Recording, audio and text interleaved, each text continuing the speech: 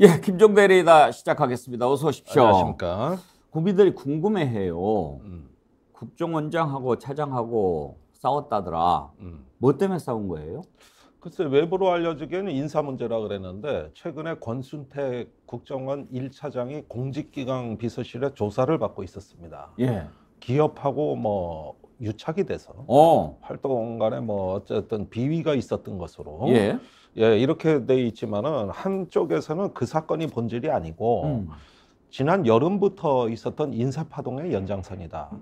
김규현 현 국정원장 친위 세력과 반대 세력 간의 알력이다. 이런 이야기들이 나돌더니 이게 뭐 그냥 썰이려니 하고 어느 정도 한두 명 저기 문책하지 않을까 했는데 윤석열 대통령이 영국에서 다 나가. 원장, 1차장, 2차장 다 나가. 이래가지고 싹 바뀌었어요. 예, 다 바뀌었습니다.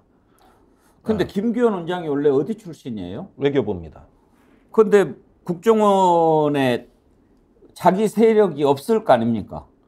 외교부에서 뭐 국장까지 했으니까 네. 뭐 국정원에 자기 인맥이 있을 수는 1차장은 없죠. 국정원 사람입니까? 아, 지금 권순택은 국정원 사람이에요. 예, 그러면은 예. 그 권순택 국정원 1차장이 국정원 출신이고 김규현 원장은 외교부 출신이고 그래서 외교부 출신하고 국정원 출신하고 이렇게 서로 싸웠다 이겁니까? 그 얘기는 아닌 것 같습니다. 이게 뭐냐 하면은 예. 거슬러 올라가면 작년 그 여름으로 거슬러 올라가는데 집권하자마자 윤석열 정부가 제일 첫 번에 했던 일이 국정원 1급 인사 전원 21명에 대한 물갈이와 그렇죠. 후속 인사로 상급까지 해서 1000명을 갈아치웁니다. 이게 학살이죠. 아니 일개 기관에서 1000명이라 그러면은 윗대가리는 무조건 날리는 거예요. 그렇죠. 무조건. 사표 다 받아? 예, 다 받아요, 다 받아요. 그러면은 이제 밑에서 그 4급 이하 승진 대상자들이 쭉쭉 올라와야 되는데 인사 갈등은 거기서 시작된 거예요. 하도 잘라놓으니까 이제 시킬 사람이 없으니까 밑에서 뽑아 올려야 되는데 그때 조상준이라고 그때 이제 방위사업청의 방위사업 감독관을 하던 검찰 특수부 출신이 네. 예, 전격적으로 국정원의 기조실장으로 임명이 됩니다. 예. 그러다 보니까 이렇게 처음에 1급 칼질, 2급 칼질, 3급 칼질 이렇게 해서 쭉쭉 칼질을 하는데 이거를 총대를 메고 칼잡이 역할을 하는 게 조상준 기조실장인데 원장하고 뜻이 안 맞아요. 갑자기 그만둬 버렸잖아요. 그래가지고 10월에 예. 사표를 했는데 국감하는데. 예. 그런데 사표도 희한하게 낸 게 예. 자기 상관이 원장한테 사표를 내야 되는데 용산에 사표를 냈어요. 그러니까 원장은 모르는 거야. 사표 낸 것도. 몰랐어. 그런데 대통령실에서 야, 네 밑에 기조실장 사표 냈다? 그러니까 예? 이래 된 겁니다. 아주 개판인 거지. 그건 진짜 콩가루 집안인 거죠. 콩가루 된 거예요. 그러다가 한 해가 넘어갔어요. 기조실장하고 뭐 이게 뭐 인사 갈등이라고 다 알려졌는데 그러다 올해 6월에 그 국정원장의 비서실장 A씨라고 알려진 사람이 있어요. 이 사람이 이제 그 국정원장의 의중을 갖다가 그 여러 국정원 운영에 반영하는 통로인데 이 비서실장이 전행을 했다고. 예. 이번에 또 용산이 개입해가지고 난리를 쳐가지고 무슨 일이 일어났느냐. 이미 대통령 제각까지 다 끝난 1급 고위직 인사 5명이 다 발령이 끝났는데 어느 날 용산에서 저기 다시 이걸 뒤집겠다는 거예요. 이미 끝난 인사를 5명을 뒤집으면서 그 A씨가 날라가.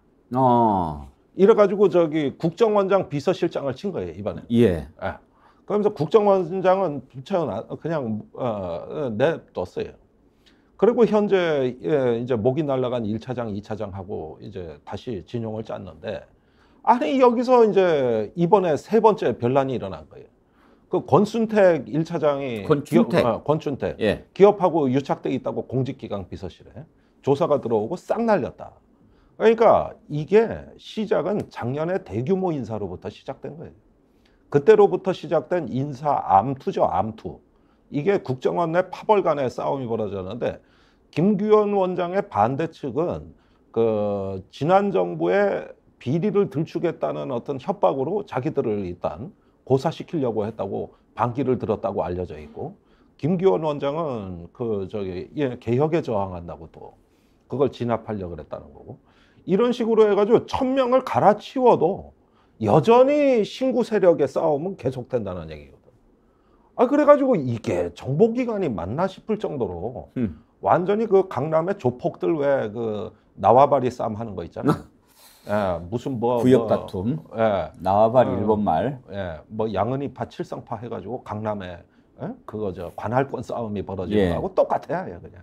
근데 김규현 원장이 외교부 출신인데 우리가 국정원장 하면 정말 대통령의 최측근, 그야말로 국가 정보를 이렇게 가지고 있으니까 또는 뭐 아주 명망가 뭐 이런 사람들로 그동안 하지 않았어요. 근데 대통령하고 어떤 관계였는데요? 그런데 제가 그 김규현 원장은 여러 차례 겪었어요. 예. 그분이 외교부에 있다가 노무현 대통령 때 국방부로 와가지고 개방직 근무를 합니다. 아하. 그러니까 이분이 국제협력관으로 와요. 국방부에서도 국제협력을 해야 되니까. 그래가지고 제가 회의 때도 여러 차례 봤고 이러는데 굉장히 점잖으신 분이거든요. 예. 그러니까 어떤 정통 외교 관료예요, 제가 보기엔. 그래서 이런 정보나 권력에 관한 전문가는 아니에요. 그러니까 밑에서 쥐고 흔들려고 그랬던 그러니까 거군요. 약해요. 그래서 저는 이 사건을 제가 보기에는 2014년에 남재준 원장 경질 사태와 유사하다. 그때는 어떤 사건이었습니까? 4월에 서울시 공무원 사건이 터졌는데 예. 박근혜 대통령이 남재준 원장한테 직접 전화를 합니다. 그때 뭐 검찰에서 재판에서 뭐 증거를 조작했네 이러는데 그런 일이 있어요? 그러니까 서울시 공무원 간첩 조작 사건, 유호성 씨. 예. 그러니까 남재준 원장이 단호하게 답합니다. 절대 조작은 없습니다. 그런데 6월에 조작으로 밝혀진 거예요. 그렇죠. 그러니까 이때 박근혜 대통령이 보기에 저 남재준 저 양반은 내부 장악은 고사하고 보고도 제대로 못 봤네. 돌아가는 것도 제대로 모르는구나. 이래가지고 경질을 결정했는데 실제 경질은 12월에 된 거예요. 그런데 그 사이에 무슨 일이 터지냐 하면은 그때 거의 동시에 터지는 일인데 기무사령관 이재수가 정윤회 문건 사건으로 경질됩니다. 그 다음에 검찰총장 최동욱이 혼외자식으로 경질됩니다. 이래가지고 2014년 하반기에 검찰 기무사 국정원이 초토화된다고. 전부 다 일종의 어떤 칼을 맞게 되니까 그때부터 김기춘 비서실장의 만기 칠람이 시작된 거예요. 예. 이게 이제 몰락으로 가는 시작이었어요. 근데 올해 들어와서 윤석열 정부를 보니까 똑같아.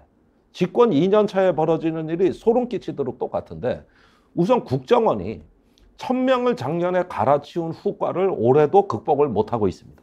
이게 인사 암투로 벌어져서 수뇌부 물갈이로 이어졌고 이건 이미 6월에 했었어야 되는 건데 이제 하는 거고 남재준 시나리오죠. 두 번째로 군에서 대장 인사 전원 물갈이가 이루어졌고 작년에 이어서 계속되는 거고 당분간 혼란이 불가피합니다. 그 다음에 작년에 경찰 인사 대란이 있었어요. 치안관급 인사에 도대체 경찰 인사심의회에 무슨 일이 있느냐 곧 재판에서 까집니다. 지금 여기서 벌어진 그때 대규모 숙청에 무슨 일이 있었냐. 이게 광주에서 지금 재판이 열리고 있습니다. 치안관 몇 명이 뇌물로 걸렸다고. 그러니까요. 그런데 그 내용이 그때 경찰 인사 숙청하고 관련돼 있어요. 다 치니까 이제 너도 나도 불나방처럼 진급 대상자들이 뛰어드는데 그중에 한 사건이 뇌물 사건이죠. 그러니까 올해 결산을 해보면 연말에 지금 이 권력의 판도가 어떻게 돼 있냐 하면은 경찰, 군, 국정원이 작살난 거예요. 지금 상황이. 그냥 작살이 아니야. 대규모예요. 이게. 쓰나미처럼 몰려요. 그러니까 왜 이런 현상이 그럼 벌어졌느냐. 무리하게 장악하려다 벌어져요.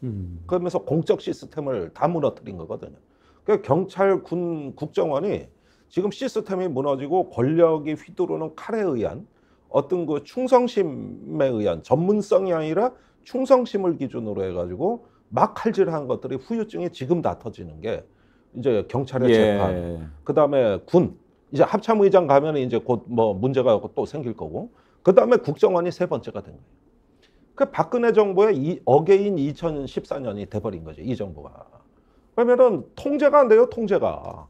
아니 공직을 손질할 때는 어떤 메시지를 명확하게 주되 이 원래 유지되고 있던 그 시스템과 공적인 절차는 유지되도록 안정성을 보호해 줬어야 되는데 이 세계기관에서 그걸 이제 허물어뜨리는 토대가 무너진 이런 상황이 되니까 앞으로 국가정보, 뭐 군 얼마나 대비태세 중요합니까? 그 지금 이런 일이 일어나고 있는 거고요. 더 황당한 게 있어요. 지금 가장 관심사는 후임 국정원장이 누가 되느냐거든요. 그렇죠. 근데 열 몇 명이 지금 후보군에 지금 언론에 뭐 보도가 되고 김용현 있는데 경호처장이 제일 유력하다면서요. 그 11명의 후보군 중에 3명이 육사 38기입니다. 그러니까 김용현 경호처장 육사 38기. 육사 38기가 박지만 37기입니다. 거기는 37기고. 예. 예. 예. 그러니까 지금 신원식 국방장관이 37기죠. 37기. 예. 그래서 저 박근혜 정부 때 불이익을 받던 기수예요. 예. 그때 정윤회 문건 사건으로 37기가 몰락했었던 거죠. 예. 그래서 사성 진급에 실패하고 정치권으로 뛰어든 거예요. 그 지금 신원식 국방장관이. 그래서 사성 장관이 안 된 거라고. 그랬는데 지금 보면은 전 국정원의 대북 정보국장하고 해외 정보국장 둘이 물망에 올라 있는데 이 둘이 38기고요. 그다음에 김용현 경호처장이 역시 38기인데 더 깜짝 놀랄 일이 있어요. 이번에 신임 1차장으로 임명된 홍장원 1차장이 예. 또 육사 38기예요. 그러니까 이게 내가 보니까 김용현 처장의 무게감을 안 느낄 수가 없는 게 어떻게 주요 직위에 4명이 거론되는 게 육사 38기냐고. 홍 누구? 저기 1차장으로 새로 임명된 홍장원? 예, 홍장원. 거기는 43기인데요. 아, 43기. 예. 요건 제가 착각했습니다. 예. 요번 영국 공사 하던 분, 이분은 빼고 예. 예, 지금 물망으로 거론된 오늘 11명 거론되는 인물 중에 2명. 그다음에 저 경호처장까지 3명이 38기입니다. 아, 그렇군요. 예. 한 기수에서 이렇게 독식하는 것도 바람직하지 않죠. 아니, 바람직하지가 않죠. 이렇게 되면은 누가 보더라도 예. 이게 저 김용현 처장의 어떤 그 영향력이 의심하게 돼 있어요. 그러니까요. 예. 내가 안 되면 동기 너라도 가라 뭐 이런 식으로 한다 이런 아니, 얘기입니까? 지금 서울의 봄 영화 개봉됐는데 그거 보십시오. 2개 기수가 다 했습니다. 12. 재밌어요 영화? 예. 아유, 그럼요. 요 위층에서 해요. 한번 가보세요. 알겠습니다. 예. 예. 육사 11위기 전두환 노태우가 있고 그다음에 행동대장 전부 육사 17기잖아요. 허화평, 허삼수, 김진영 다 17기 아니에요. 17기에서 그 후에 군사정권에서 장관이 4명 나옵니다. 4명. 그러니까 한 기수의 그 동기생문화가 사조직으로 얹어지니까 결국은 쿠데타가 되잖아요.